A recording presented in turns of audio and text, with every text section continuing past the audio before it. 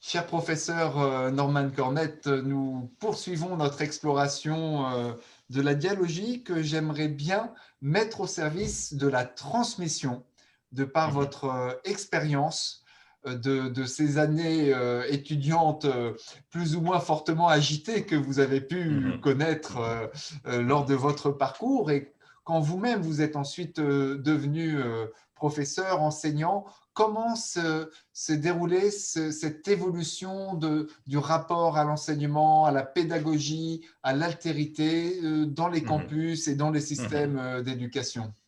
Oui, alors vous faites bien de poser la question, professeur Pasquier. D'abord, je suis né au Texas en 1950, donc on est en pleine période de la ségrégation et tout le mouvement des droits civiques des Afro-Américains, je l'ai vécu. J'en étais témoin comme enfant, comme adolescent, comme jeune adulte, et j'ai vu que il faut changer notre monde, notre société, mais pour ainsi faire, il faut poser des gestes. Et je tiens à dire des gestes pacifiques, mais des gestes qui ne lâchent pas, des gestes qui fixent l'objectif, qui gardent le cap. J'ai bien vu ce que ça impliquait de la part du docteur Martin Luther King Jr.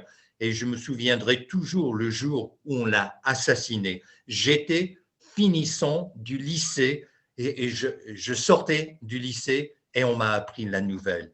Alors c'était un choc. Évidemment, j'ai vécu l'assassinat du président John F. Kennedy.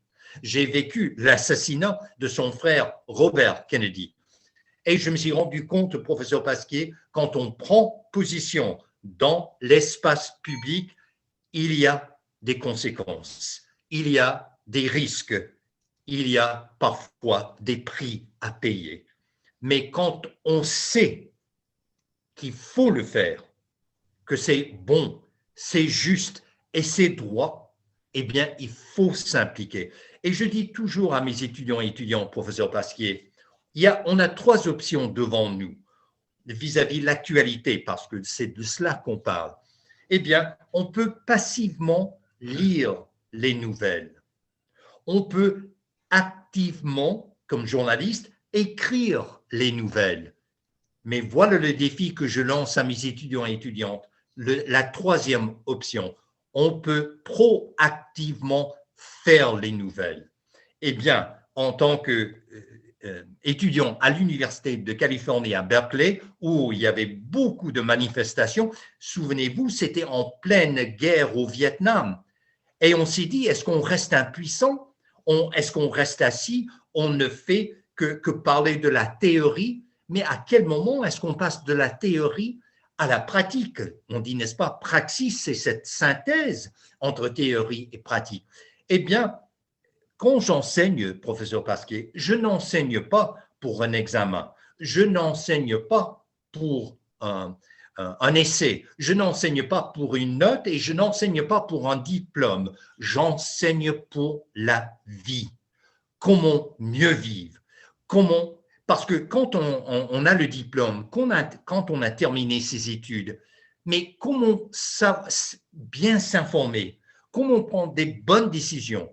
Et il y a, pour moi, en tant que pédagogue, et j'estime que d'être enseignant, d'être professeur, d'être instituteur, il y a là un devoir civique, je dirais même un devoir d'État. Parce que vous savez, professeur Pasquier, après les parents, personne, mais personne aura autant d'influence sur les enfants, sur les ados, sur les adultes que les enseignants et les enseignantes. Donc, pour moi, d'emblée, c'est même inhérent dans la vocation éducatrice qu'on a une responsabilité, un devoir social Hmm. et de favoriser cette conscience sociale. Et vous savez, quand on parle d'avoir confiance en soi, qu'on peut faire un monde meilleur, on peut améliorer notre société. Croyez-le ou non, j'ai vu quand on a agi, qu'on a obligé le président a quitté le Vietnam et cette guerre meurtrière. Et, croyez-le ou non, on a même obligé le président Richard Nixon à quitter la Maison-Blanche quand il avait trompé la population américaine. Alors, il fallait agir, il fallait mobiliser et on peut changer. Quand cela s'est passé, Nixon était l'homme le plus puissant de la Terre. Mais on s'est mobilisé et on a pris les grands moyens pour que ça change, pour que ça soit meilleur et pour qu'on mette fin à cette guerre atroce. Merci, merci professeur, c'est très émouvant de vous entendre célébrer ainsi ces hommes de valeur qui ont changé le monde vers plus d'humanité et de lumière.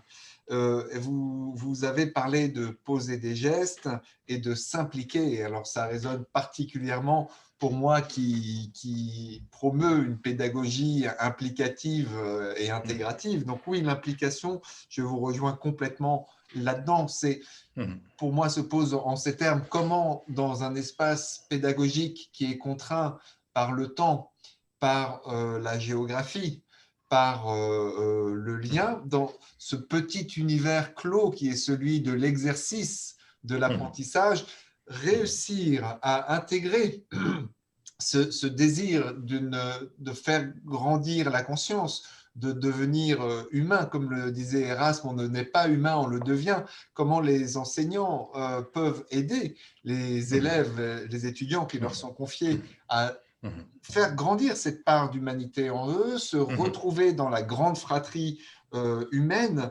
Et vous avez dit que c'était un devoir social et que c'est l'enseignement de la vie. Alors, comment enseigner la vie? Est-ce qu'on enseigne la vie par la vie? Est-ce qu'on enseigne la vie pour la vie? Comment est-ce que vous avez vu cette évolution?